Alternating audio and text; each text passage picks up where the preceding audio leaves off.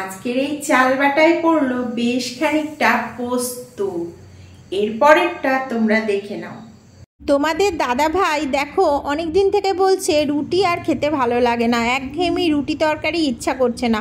ওই জন্য তোমাদের দাদা ভাইয়ের জন্য এই ব্যবস্থাটা করা হলো।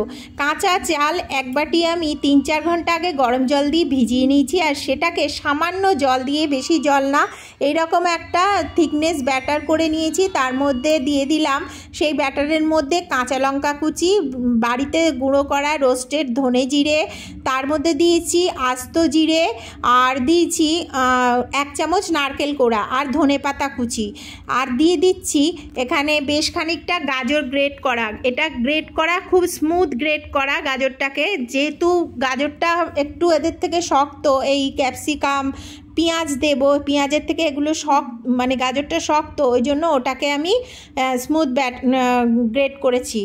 আর সামান্য একটু হলুদ দিয়েছি, এখানে গোলমরিচ গুঁড়ো দিয়েছি, তোমরা দেখলে পরপর কি দিয়েছি, দিয়ে আর অল্প জল দিয়ে এটাকে আমি স্মুথ একটা ব্যাটার তৈরি করেছি। অল্প জল দেবে, এটা যেহেতু জলে ভিজেছে, এটা বেশি জল দিলে কিন্তু খুব পাতলা হয়ে যাবে, ওই জন্য সামান্য জল দিয়ে ব্যাটারটাকে রেডি করবে।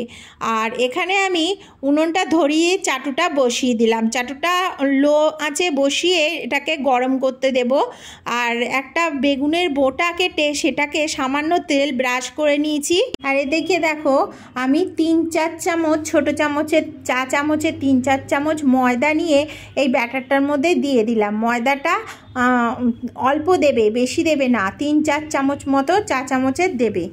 আর ব্যাটারটাকে এইভাবে ওই তাওয়াটা ভালো করে গরম করে নিয়েছি, তাওয়াতে দিয়ে দিচ্ছি, দিয়ে এইভাবে ঘুরিয়ে ঘুরিয়ে একটা রুটির আকারে তৈরি করে নিতে হবে। এই টিফিনটা সকালে বা রাত্রে খুব হেলদি একটা টিফিন, তোমরা বাড়িতে অবশ্যই বানিয়ে খেতেই পারো।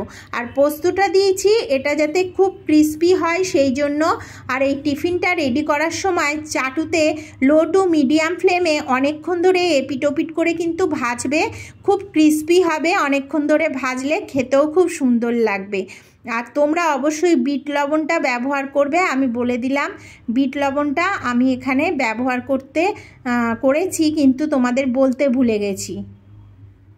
আর তোমরা যারা আমার ভিডিওটা দেখো তাদেরকে অসংখ্য ধন্যবাদ। তাহলে আজকের মতো এখানেই শেষ করছি।